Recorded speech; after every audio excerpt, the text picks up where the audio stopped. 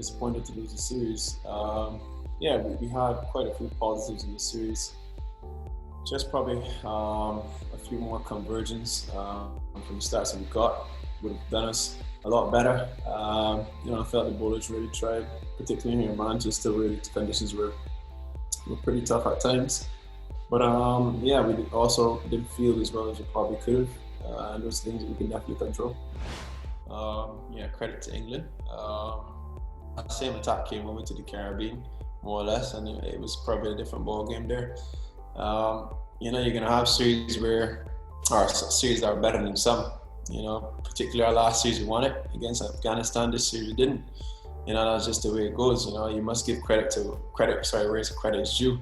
And yeah, again, if you look at our team, particularly in the last 2 to 3 years, we've done well. I'm not that disappointed with the overall group. Yes, we will be disappointed with the result, but yeah, England is a really good side in their backyards. Their statistics will show that.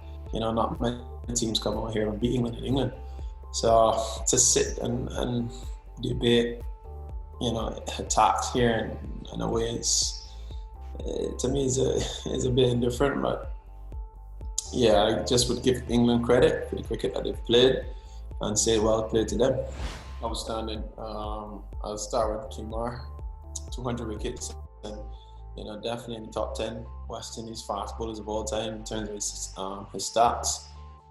And you just see the effort he puts on the cricket field. Again, I can't think of any time I've ever called on Kumar he has said no or he's not up for it. He always keeps running in and giving it a massive effort. And there's no doubt or no surprise that Kumar has produced what he has so far. And to Stuart Broad, hardest congratulations to Brody.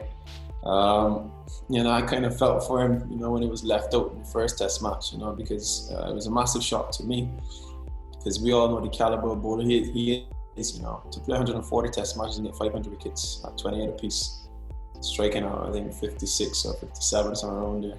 It's kind of strange you would leave him out, particularly in these conditions where he's born and bred. So I just want to really personally congratulate Stuart. He's had a fantastic career so far, and to take 500 wickets in any cricket, let alone the highest cricket in Test cricket, is an excellent achievement. I have nothing to say on the rivalry. My personal performance, yes, I would have liked at least a bit more runs. I think a bowl well. But yeah, I would probably say short of a few runs in this series. Yeah, that's something that would definitely help our cricket as well too, and obviously give our players a bit more exposure. At the moment, some of the rules for overseas players are a bit stringent, and I think more or less you have to play international cricket to qualify as an overseas player here in county cricket. Yeah, if we could get more players over here, that would definitely put us in better stead.